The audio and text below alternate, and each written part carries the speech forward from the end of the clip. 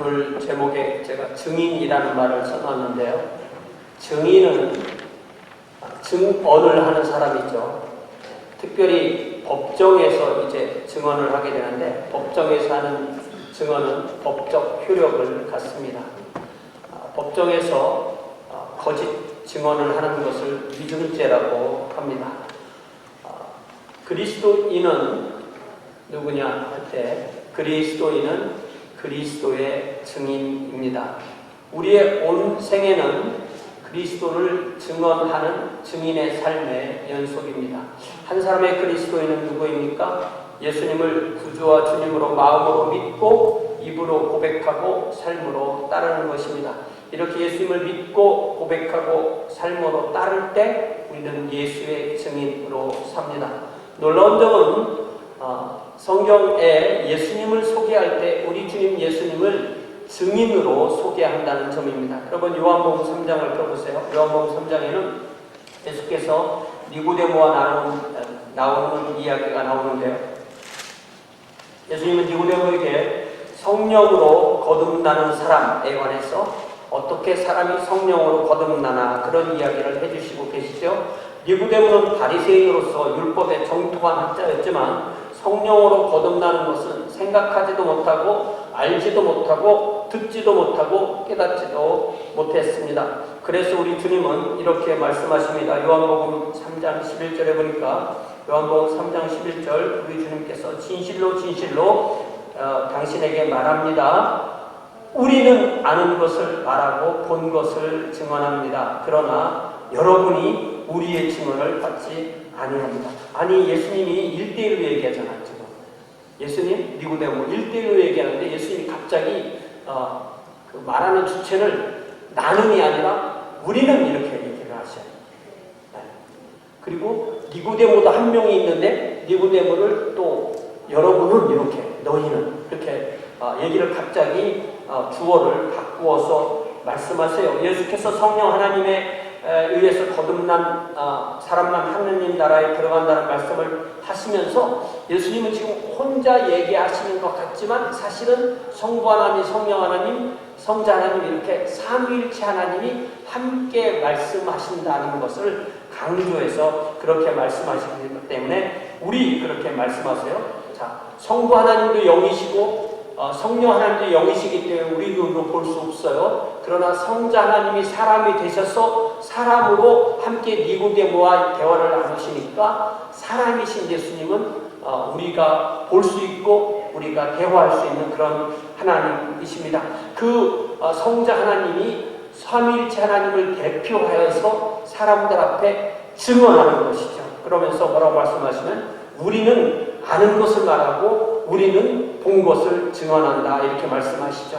주님이 그 밤에 대하신 사람은 단 한 사람 니고데모였지만 우리 주님이 니고데모를 대할 때 그러나 너희가 영어 성경을 보니까 유는 그 영어로 볼 때 단수 복수가 구별이 안 되잖아요. 그래서 이 이거를 복수라는 걸 강조해서 번역하려고 you people 이렇게 번역했어요. 그래서 너희가 우리의 증언을 받지 않는다라고 말씀하십니다. 우리 주님은 삼위일체 하나님을 대표하여 생명의 복음을 증언하시고 니고데모는 모든 인간을 대표해서 그 증언을 듣는 것입니다.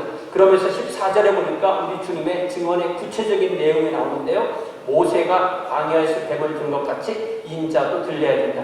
얼마나 간단한 말씀이에요. 그러나 이것은 우리가 배경을 모르면 이해를 못하겠죠. 자, 예수께서 하신 증언은 당신이 십자가에 못 박히시게 된다는 내용입니다. 구약성경 민수기 21장에 보면 그 이야기가 나오는데 이스라엘 백성이 출애굽하고 와서 광야에서 이렇게 광야생활 40년 생활이 거의 맞춰갈 때쯤 되어서 너무너무 힘들으니까 길도 힘들고 먹는 것도 힘들고 마시는 것도 힘들으니까 아주 불평불만이 막 터지기 시작하는데 특별히 이스라엘 광야 생활에서 하나님을 불평해요. 그들의 환경, 그들이 먹는 것, 그들이 마시는 것으로 불평합니다. 그러면서 불평을 하다가 만나 있잖아요. 만나가 없으면 죽습니다. 그런데 만나를 뭐라고 불평하냐면 이 하찮은 음식이라고 하면서 하나님께 받는 음식을 40년 여러분 40년 먹으면 하나님의 은혜를 40년 받으면 불평할 것 같아요? 4년 먹으면 불평할 것 같아요? 네. 군만두를 한 15일 먹으면 불평할 것 같습니까? 저는 똑같은 음식 새끼까지 먹는 것 같아요. 요즘은 좀 줄어들었어요. 똑같은 만나를 40년 먹었는데 불평을 하는 거예요. 네. 충분히 이해가 됩니다. 이 미저러블 푸드라고 하면서 불평을 하는데 하나님이 얼마나 서운하셨던지 즉각 불뱀을 보낸다고 했어요. 사막에서 어디서 불뱀을 몰아오고 있었는지 불뱀이 막 아무 데서나 나와서 사람을 물기 시작해서 그냥 사람이 죽어가는 거예요. 그러니까 사람들이 이게 불평해서 그렇구나 하면서 모세에게 와서 우리 하나님과 모세에게 죄를 지었습니다. 하나님께 기도해 주세요. 이 불뱀에서 살아나게 기도해 주세요. 그러니까 모세가 기도하고 하나님께서 그 해결책으로 주신 내용이 무엇입니까? 불뱀을 구리로 청동으로 불뱀을 만들어서 그것을 진중에 장대 위에 높이 달아라. 아무도 불뱀에 물린 사람이 그 장대를 보면 살 거다 이렇게 말씀하셨어요. 이미 죽은 사람은 어쩔 수 없는 거죠. 그러나 불뱀에 물려서 죽어가는 사람에게는 살 기회가 주어졌습니다. 그래서 모세가 노수로 불뱀을 만들어서 장대 위에 달았습니다. 불뱀에게 물린 자가 녹뱀을 쳐다보니까 살았습니다. 여러분 놀랍지 않습니까? 살아있는 뱀에게 물려서 그 독으로 죽어가는 사람이 그냥 청동으로 만든 불뱀을 쳐다본다고 그게 과학적으로 살아날 수가 있습니까? 그래서 나는 과학적인 사람이기 때문에 그런 거 안 몰란다 하고 집에 있는 사람은 죽었을 거고 하나님이 보면 산다고 하셨을 때 나는 몰란다는 사람은 살았을 것입니다.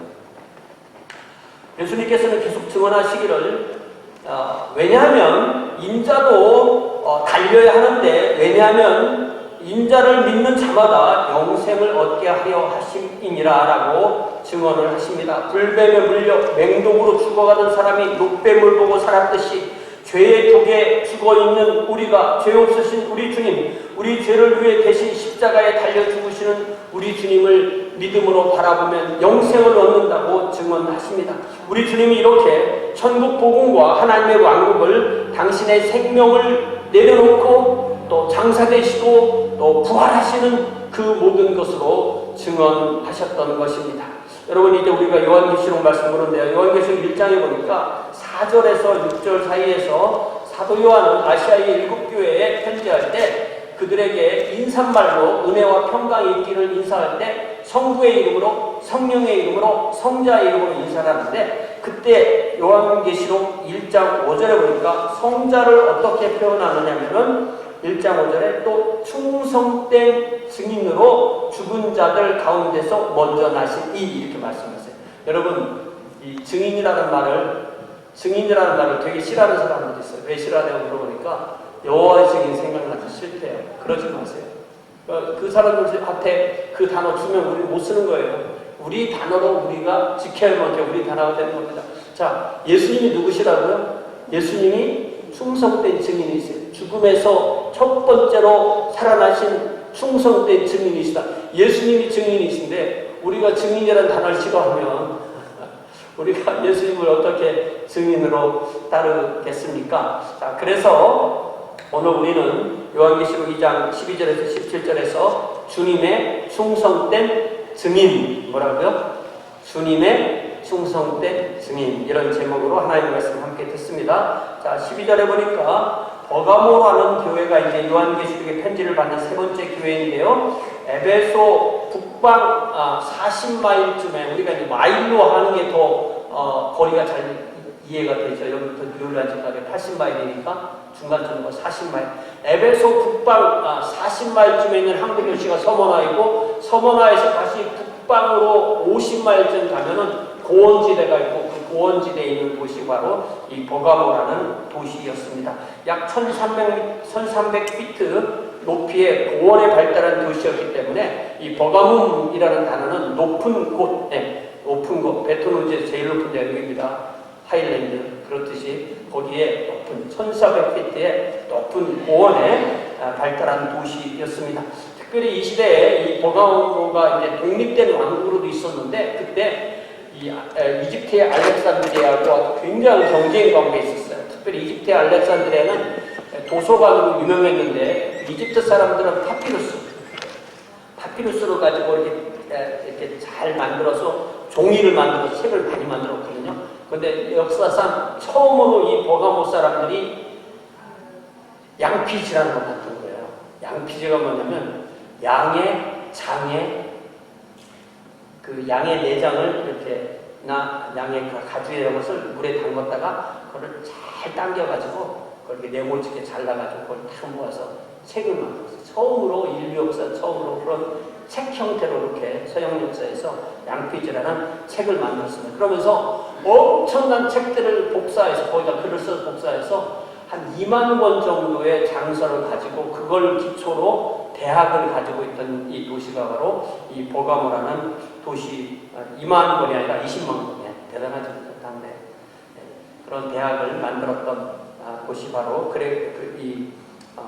버가모입니다. 그런데 이곳을 중심으로 한 이 로마 제국 전체 특별히 소아시아에서는 그레코로망 신들을 여러 신들 예를 들면 우리가 뭐 비너스나 아프로디테나 뭐 제우스나 이런 식의 그 그리스 신들이 있잖아요.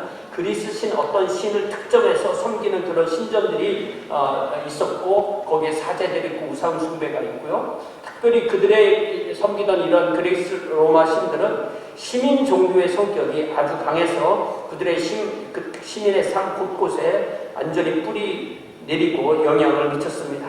이 시민 종교에 참여하지 않는 사람들은 반국가적으로 반사회적으로 몰리는 그런 상황이었습니다. 또 그 당대의 로마 제국의 아주 심각한 문제 중에 하나가 뭐였냐면은 이 로마라는 이 제국은 다인종, 다문화, 다종교의 사회였어요. 그런데 그거를 하나로 묶기 위해서 법으로는 하나로 묶었죠. 그런데 그들의 아이디어를 묶기 위해서 그들의 생각을 묶기 위해서 하나를 생각하는 것이 뭐냐면 황제 숭배였었어요. 그래서 살아있는 황제를 위해서 신전을 짓고 황제의 주상을 세워놓고 그 앞에 가서 향을 드리고 절을 하고 제물을 드리고 그렇게 해왔고 난 뒤에 이제 자기 종교를 믿게끔 그렇게 해준 거예요. 그거에서 면제해준 사람들은 유대교인만 면제를 해서 유대인들은 하도 힘들으니까 니들은 힘들게 하고 나머지 사람들 다 자기 황제 숭배를 먼저 하고 자기 종교에 가고 그렇게 했었습니다. 특별히 이 소아시아 지역에서는 거기 소아시아가 오늘의 터키를 소아시아라고 부르는데 소아시아는 다른 데보다 이렇게 작게 잘라서 줄을 만들었거든요. 부자였었기 때문에 거기에 총독들이 서로 더 경쟁해서 그렇게 황제 숭배에 열을 올리게 되었습니다. 자, 로마 제국에서 그렇지만 유대교를 중심으로 이제 기독교가 초대교회가 딱 태어나면서 초대교회의 신앙 고백을 한마디로 말하면 뭐냐면 초대교회 신앙 고백은 예수님은 나의 주님이시다. 예수님은 나의 주님이시다. 이게 바로 초대교회의 성도의 신앙 고백입니다. 자, 예수가 나의 주님이시다라는 고백은 무슨 뜻이냐면요. 예수 외에는 나에게 주님이 없다는 거예요. 힌두교인 사람들에게 예수님이 주님이세요라고 예스 이래요. 왜? 그 사람들은 모든 게 주님이니까 예수님이 주님인데. 그러나 우리는 예수님이 주님이라는 것은 예수님 외에는 아무것도 주인이 아니라는 것입니다. 그렇기 때문에 초대교인들은 로마 황제가 그들의 주님이 아니었습니다. 그들은 로마 황제가 로마의 황제라는 걸 거부하는 게 아니에요. 로마 시민으로서 로마 제국 안에 있는 어떤 사람으로서 로마 황제의 그 위치를 거부하는 것이 아니라 그 로마 황제가 예수님과 똑같은 주님이라는 것을 거부하는 그러한 황제 숭배를 초대교회들은 거부했습니다.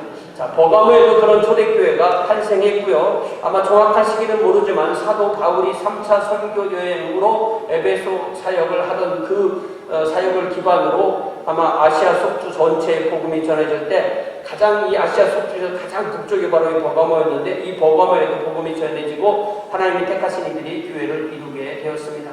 그리고 그 교회의 대표인 목회자에게 주님께서 편지를 내시는 것입니다. 그러면서 그 편지의 첫 번째 패턴으로 주님은 당신을 에베소 교회에 뭐라고 소개하느냐면은 12절 뒷부분에 보니까 좌우에 날쌘검을 가지시니 근데 그 좌우에 날쌘검이 입에 있다고 했어요. 입에. 그러니까 얼마나 주님이 버가모 교회에 소개된 주님은 무서운 주님이세요. 칼을 입에 무시는 거예요. 상상을 해볼 수가 있겠죠. 그것은 뭐냐면 주님이 그 칼로 예수님을 안 믿는 원수들도 물리치지만 또 주님의 자녀이지만 회개하지 않는 자녀도 심판한다는 거예요. 그래서 16절에 보니까 그들이 회개하지 않으면 주님께서 속히 오셔서 주님이 가지신 그 양쪽에 날이 선 그 검으로 주님의 자녀를 대항해서 싸운다고 해요. 네. 주님과 대항해서 싸워서 이길 사람이 어디 있겠어요. 그러니까 빨리 회개합시다. 주님께서 우리를 대항해서 싸우신다고 했어요. 네. 에베소 교회한테도 회개하라고 했죠. 그러니까 나는 예수님 믿기 때문에 회개할 필요 없어요 라고 하는 말, 그런 말은 거짓말이니까 믿지 마시기 바랍니다. 이제 13절에 보니까 우리 주님께서는 두 번째 패턴으로 이 버가모 교회에게 주시는 칭찬의 말씀이 주어집니다. 주님은 그들에게 내가 여러분이 너희들이 어디에 사는지 안다 이렇게 말씀하세요. 주님은 이처럼 저와 여러분의 모든 형편을 아시는 줄 믿습니다. 주님께서 아십니다. 이 말씀이 얼마나 큰 위안이 됩니까? 자, 버가모는 그러면서 버가모는 내가 너를 아는데 너희들이 어디에 사는지 아는데 버가모는 사탄의 권자가 있다. 사탄의 스론이 있다 이렇게 말씀하세요. 여러분 제가 여기 의자가 있잖아요. 여러분 의자가 있고 우리가 아는 의자는 의자라고 해요. 체어. 네. 그죠? 근데 왕이 앉는 의자는 뭐라고 말해요? 그걸 보자고 말해요. 그게 스론입니다. 똑같은 의자에 누가 앉느냐에 따라서 의자냐 보좌냐 이렇게 되는 거예요. 자, 그런데 제가 이거를 원어 성경하고 비교를 해보니까 이 영어 단어 throne이라는 이 보좌라는 단어가 그대로 헬라어 단어에 그대로 온 거더라고요. 헬라어로도 그냥 thronos 이렇게 말을 해요. 그래서 보통 요한계시록 보면은 보좌라는 말이 많이 나오거든요. 하나님이 앉으시는 보좌, 그 보좌 위에 앉으신 이, 또 보좌 앞에 일곱 영, 이런 표현들이 많아요. 그래서 보좌라는 말이 나오면 그 자체가 하나님을 상징할 정도예요. 그런데 버가모는 얼마나 대단한 것이었냐면 거기에는 사탄의 보좌라고 번역하면 안 되죠. 보좌 이런 건 하나님께만 해당되는 거니까 똑같은 단어를 놓고 한국 사람들은 이 센스가 있으니까 사탄의 보좌 이렇게 번역 안 합니다. 사탄의 권자가 있는 곳이다 이렇게 번역을 했어요. 이미 말씀드린 대로 이 버가모는 이렇게 그레코 로마 신과 황제 숭배가 왕성한 곳이었어요. 그러한 우상 숭배가 시민의 삶 속에 깊이 뿌리박은 것입니다. 시민의 모든 삶을 주관하는 것이 바로 이런 우상 숭배였습니다. 그래서 우리 주님은 버가모를 사탄의 권자가 있는 곳이라고 말씀하십니다. 이렇게 버가모 교회 성도는 매일의 삶 속에서 우상 숭배를 피부로 접해야만 했습니다. 눈으로 보고 그 주변에 항상 있을 수밖에 없는 상황에 있었어요. 이러한 상황 가운데 버가모 교회 성도는 주님의 이름을 굳게 잡았다고 했어요. 멋있잖아요. 자, 사랑하는 성도 여러분, 그리스도인은 누구냐면 그리스도의 이름을 굳게 잡는 사람입니다. 저와 여러분이 언제나 어디서나 우리 주님이신 예수 그리스도의 이름을 굳게 잡으시기를 주님의 이름으로 부탁을 드립니다. 자, 이제 우리 주님은 구체적으로 버가모 교회에 최근에 있었던 사건 하나를 말씀하고 계시는데 그것이 바로 안디바라는 이 구성원이 순교한 그런 일입니다. 그의 이름을 안디바라고 이렇게 딱 찍어서 내 충성된 증인 안디바 이렇게 말하는 걸 봐서 이게 이제 안티파텔, 안티파스 이런 이름인데 그 이름을 딱 찍어서 말하는 걸 봐서 아마 최근에까지 이 버가모 교회에 있던 회원이 순교해서 죽었다라는 것을 알 수가 있습니다. 이 안디바를 내 충성된 증인이다라고 말씀을 하시는 것을 봐서 아마 이 황제 숭배의 제의를 거부하고 순교했을 것이다라고 우리가 이해할 수가 있습니다. 아마 안디바는 이렇게 증언했겠죠. 나에게는 황제가 주님이 아닙니다. 나의 주님은 오직 예수 그리스도이십니다. 라는 이 담백한 고백으로 순교의 자리에 나아갔던 것을 알 수가 있습니다. 여러분 고린도전서 12장 3절에 보면 사도 바울이 뭐라고 말하냐면 그러므로 내가 여러분에게 알립니다. 하나님의 영으로 말하는 자는 누구든지 예수를 저주할 자라 하지 아니하고 또 성령으로 아니하고는 누구든지 예수를 주시라 할 수 없다라고 말씀하십니다. 죽음으로 위협하면서 내 생명을 빼앗겠다고 위협하면서 예수를 저주해라, 예수는 저주할 자라 라고 그렇게 총칼로 위협해도 하나님의 영으로 고백하는 사람들은 그 위협을 견뎌낸다는 것입니다. 오직 성령으로 고백하는 그 사람만 예수님만이 나의 주님이라고 고백한다는 말씀입니다. 안디바는 이렇게 예수를 자신의 주님으로 증언함으로 순교자가 되었어요. 여러분, 이 순교자 우리가 많이 듣는 단어인데 순교자를 헬라어로 말투스 이렇게 표현하거든요. 근데 말투스라는 단어에서 영어 단어 증인, 약간 증인 얘기했죠. 증인이라는 단어가 말투스예요. 증인, 말투스. 근데 거기에서 영어 단어 마터가 나왔고 이게 순교자라는 뜻이에요. 그러니까 성경에서는 증인이라는 단어 안에 순교라는 뜻이 없어요. 그런데 성경 이후로 초대교회를 쭉 가면서 순교라는 단어는 그러니까 증인이라는 단어는 자연스럽게 순교라는 말을 이렇게 품게 돼서 한 단어가 같이 쓰는 거예요. 왜냐하면 주님을 충성스럽게 증언하면 그 다음 결과는 뭐예요? 순교가 따릅니다. 이것이 바로 초대교회가 당했던 상황이라는 것을 우리가 알 수가 있습니다. 그러니까 이 버가모 교회 성도는 안디바의 순교를 보면서 신앙이 물러난 것이 아니라 오히려 주님을 믿는 믿음이 더욱 강해졌습니다. 안디바가 사탄이 사는 곳에서 죽임을 당할 때에도 나를 믿는 믿음을 너희들이 저버리지 아니했다 이렇게 말씀하셨잖아요. 실로 버가모 교회 성도로 제가 지난 주일에 인용했듯이 몸은 죽여도 영혼은 죽이지 못하는 이들을 두려워하는 것이 아니라 몸과 영혼을 능히 지옥에 멸할 수 있는 하나님을 두려워한 진실한 성도들이었다는 사실을 알 수가 있습니다. 우리는 지금 미국에서 예배드린다고 예수님이 나의 주님이라고 아무리 고백한다고 정부에서 핍박하거나 불이익을 주거나는 그런 나라에 살지 않습니다. 우리는 종교의 자유가 완전히 보장된 나라에서 주님을 섬깁니다. 하지만 초대교회 성도들이 이렇게 황제가 아니라 예수님이 나의 주님이라고 고백하는 그러한 고백으로 인하여서 순교할 수 있는, 그래서 실제로 순교하는 그러한 순교신앙을 가지고 있다는 사실을 우리는 말씀을 통해서 배울 때 우리가 어떤 상황에서도 주님을 부인하지 않고 주님을 증언하는 그러한 주의 자녀들로 훈련받게 되는 줄 믿습니다. 주님께서 저와 여러분에게도 버가모 교회 성도와 같이 그러한 순교신앙을 주시는 그러한 주의 자녀들이 되기를 주님의 이름으로 간절히 축원합니다. 이제 14절 보니까 그렇지만 버가모 교회가 이렇게 모범이 되는 성도였음에도 그들에게도 주님께 칭찬 들을 일이 있었어요. 아마 많은 수가 그렇게 된 것은 아니고 버가모 교회 성도의 아주 극히 일부가 발람의 교훈을 따랐다고 주님은 말씀하십니다. 구약성경 민수기 22장, 23장, 24장, 25장 상당히 많은 양을 아래에서 이 모압왕 발락과 메소포타미아 강가 고들에 살던 부올의 아들 거짓 예언자 발람의 이야기가 항상 나와요. 자, 이게 발람, 발락하니까 이게 무슨 어느 나라 말인지 말도 헷갈리고 그러는데 발람은 거짓 예언자고 발락은 왕입니다.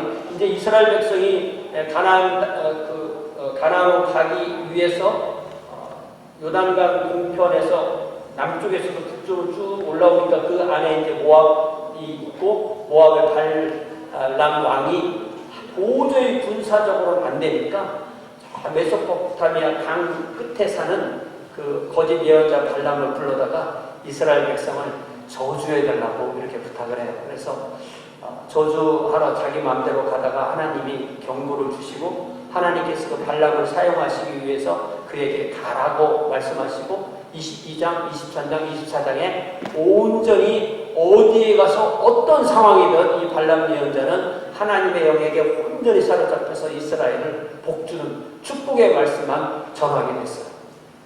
그러니까 이 발람 왕이 너무너무 화가 나서 가라고, 내가 원하는 그렇게 안 했다고 가라고 하는데 놀라웠게도 그때 이 예언자가 하나님의 말씀이 아니라 자기 꾀로 하나의 꾀를 이 모압 왕에게 주었는데 그게 바로 25장에 나타난 사건이에요. 그래서 25장에 보니까 이스라엘 그때 시딤이라는 곳에 머물러 있게 되었는데 그 백성이 이스라엘 백성 남자들이 모압 여자들과 음행하기 시작했다고 했어요. 그게 무슨 말이냐면은 그 여자들이 예배를 드릴 때 자기 신들에게 제사하고 예배 드릴 때 이스라엘 남자 백성들을 초청하고 그 백성이 거기 가서 먹고 그 신들에게 절하고 그랬다는 거예요. 이게 무슨 말이냐면은 자 생각해 보세요. 이스라엘 남자들은 지금 광야에서 만나하고 뭐 가끔 메추라기 하고 뭐 광야에 있는 물 이것만 먹고 살았잖아요. 그런데 이제 시딤에 머물러 있다가 모압 여인들이 초청해서 거기 가보니까 그 토산물로 나온 음식이 있죠. 술이 있죠. 춤이 있죠. 또 취하죠. 거기에 완전히 종교 예식으로 완전히 혼음이 이루어지는 그런 상황에서 완전한 타락이 이루어지게 된 것입니다. 그래서 이 이유로 인해서 하나님께서 얼마나 그들에게 심한 그 벌을 내리셨는지 그때 그들이 연병으로 죽은 사람들이 24,000명이라고 이렇게 되어 있어요. 그래서 이 발람의 교훈이라는 게 뭐냐면 결국은 우상숭배와 도덕적 타락으로 사람들을 이끄는 것이다라는 것을 알 수가 있어요. 주님은 버가모 교회 성도에게 발람의 교훈, 이렇게 우상의 제물을 먹고 행음하는 이들이 있다고 말씀하셨어요. 이는 바로 그레코 로마의 신들을 섬기는 우상숭배에 이 버가모 교회 성도 일부가 참여해서 우상의 제물을 먹고 포도주에 취하고 심지어 성적인 타락에까지도 이르렀음을 우리 주님께서 말씀하시는 거예요. 그리고 15절에 보니까 발람의 교훈과 니골라당의 교훈이 정확하게 같은 것임을 알 수가 있습니다. 결국 우상숭배가 신앙을 저버리도록 하고 도덕적인 해이까지도 가져온 것을 알 수가 있습니다. 우리의 신앙은 삶으로 드러납니다. 드러난 삶이 신앙이에요. 내 마음은 그렇지 않아요라는 것은 아무런 의미가 없습니다. 겉으로 드러난 삶이 곧 신앙입니다. 우리 주님은 마태복음 7장 15절에서 18절 말씀, 특별히 거짓 선지자들을 대해서 하신 말씀이지만 누구에게나 모든 그리스도인에게 적용해 보아야 되는 말씀이죠. 거짓 선지자들을 삼가라. 양의 옷을 입고 너희에게 나오나 속에는 무략질하는 일이라. 겉으로는 양인데 속으로는 일입니다. 그들의 열매로 그들을 알지니 가시나무에서 포도를 또는 엉겅퀴에서 무화과를 따겠느냐. 이와 같이 좋은 나무마다 아름다운 열매를 맺고 못된 나무가 나쁜 열매를 맺나니 좋은 나무가 나쁜 열매를 맺을 수 없고 못된 나무가 아름다운 열매를 맺을 수 없다. 이렇게 말씀하셨습니다. 그러니까 우리는 먼저 우리에게 다가오는 거짓 예언자들을 삼가야 됩니다. 우리가 그들의 거짓 신앙에 붙들리지 않도록 주의해야 합니다. 거짓 신앙은 무엇입니까? 속에 믿는 것과 겉으로 행동하는 것이 다른 것을 거짓 신앙이라고 합니다. 거짓 신앙은 그래서 거짓 열매를 맺습니다. 참 신앙은 참 열매를 맺습니다. 우리가 참 열매를 맺는 참 신앙으로 주님을 섬길 수 있는 주의 자녀들이 되기를 주님의 이름으로 부탁을 드립니다. 이제 16절에 보니까 그렇기 때문에 버가모 교회에게 우리 주님께서는 회개하라고 촉구하십니다. 에베소 교회에게도 회개를 촉구하셨듯이 버가모 교회에도 회개하라고 명령하십니다. 만일 성도가 회개하지 않으면 주님께서 주님의 입에 있는 좌우의 날선 검으로 그들을 대항하여 싸우시겠다고 말씀하십니다. 주님께서 칼을 가지고 오셔서 우리를 대항해서 싸우신다면 우리는 누구입니까? 우리가 성도입니까? 아니면 이름뿐인 성도입니까? 아니면 사탄의 졸개들입니까? 회개하지 않는 성도는 이처럼 주님의 준엄한 심판을 받을 수밖에 없습니다. 자, 이제 17절에 보니까 그러나 그렇게 회개한다면 우리 주님께서 어떤 복을 주실 것인지에 대해서 단지 버가모 교회 성도에게만이 아니라 모든 성도에게 주시는 말씀으로 이 말씀을 마치게 됩니다. 주신다고 약속하신 것은 두 가지예요. 하나는 만나이고 하나는 흰 돌이에요. 만나는 우리가 다 보도 못했지만 알죠. 만나는 뭐예요? 양식이죠. 먹는 양식입니다. 그러나 숨겨졌던 만나를 주신다고 하시는 거 보니까 아마 이건 영적인 양식이겠다 이런 생각을 할 수가 있습니다. 주님께서 특별히 주시는 영적 양식이에요. 그러면서 흰 돌을 주는데 거기에 새 이름이 기록되는데 그 받는 사람만 아는 그런 이름이다. 흰 돌은 돌을 먹는 게 아닙니다. 이 돌은 아마도 주님과 그 받는 사람 사이에서 어떤 그 사람을 주님께서 인정해 주시는 그런 어떤 그 패, 또 어떤 그 증표, 신분증 이런 비슷한 그런 것이라고 이해를 할 수가 있습니다. 문제는 이런 구절을 읽고 옛날에 그 어떤 한국의 유명한 그 모임에 간 사람이 저한테 최 목사 그 만나가 뭔 줄 알아? 그 흰 돌이 뭔 줄 알아? 뭔지? 우리는 알거든. 그렇게 말하는 사람들이 문제가 있는 거예요. 성경에서 알려준 데까지만 알아야지 더 알려가면 실제로 문제 생깁니다. 우리가 너에게 줄 수 있어. 우리만 알아. 그렇게 말할 때 사실은 그게 보편성에서 어긋나는 거기 때문에 실제로 문제가 생깁니다. 그렇기 때문에 그 누구라도 자신만이 이 만나와 이 돌을 줄 수 있다거나 이것을 안다거나라고 할 때 우리는 오히려 경계의 마음으로 대해야 됩니다. 오직 주님만 우리에게 그 만나를 주시고 오직 주님만 우리에게 그 힘도를 주시는데 우리가 정확하게 그것이 무엇인지 모른다 할지라도 주님께서 이미 나에게 그 만나를 주셔서 내가 살고 있고 주님께서 예수님 안에서 성령 안에서 믿음을 가지고 주님을 주님이라고 고백하는 그 신앙의 주님과의 관계를 내가 분명히 알기 때문에 나는 이미 그것들을 받아 가지고 있다고 그렇게 믿는 것이 오히려 훨씬 더 말씀에 맞습니다. 이렇게 주님께서 주시는 만나와 또한 흰 돌의 약속 가운데서 그것을 누리면서 또 하루하루 승리하는 저와 여러분 되시기를 주님의 이름으로 축원합니다. 우리는 충성스러우신 증인이신 우리 주님을 따르는 증인이에요. 그러니까 우리 주님이 증인이시고 우리도 증인들이에요. 그죠? 명확합니다. 주님께서 삼위일체 하나님, 성부 하나님을 위해서 십자가를 지시고 복음을 완성하시고 또 부활하시고 이렇게 증인이 되셨듯이 또 안디바가 주님의 증인으로서 순교의 자리에 나갔듯이 우리도 매일의 삶에서 주님을 따르는 증인이 됩시다. 우리가 바라볼 분은 오직 한 분이신 우리 주님 예수 그리스도 분이십니다. 여러분, 제가 지난번에 히브리서를 강의할 때 히브리서 12장에 이르러서 뭐라고 말했어요? 히브리서 11장에서 그 무수한 증인들이 우리보다 먼저 주님을 알던 사람들이 이제 마치 스타디움에 앉아있는 관객들처럼 다 앉아있고 우리는 그 경기장에서 경주를 하는 그런 사람들로 경주를 하고 있는데 그러니까 우리보다 먼저 주님을 믿고 하나님 앞에 간 사람들은 다 증인으로 먼저 가 있고 우리에게 구름같이 둘러싼 허다한 증인이 있고 우리는 우리의 경주를 경주하는데 우리의 눈을 어디에다 둬야 돼요? 누가 내 이름 부르면서 응원하니까 거기 쳐다보는 것이 아니라 우리의 눈을 제가 그 주보에 써드렸잖아요. 네. 뭐라고 돼 있어요? Let us fix our eyes on Jesus. 뭔 얘기예요? 그냥 우리 눈을 그냥 주님께 딱 고정하고 다른 데 쳐다보지 말고 한눈 팔지 말고 그렇게 하고 달려라.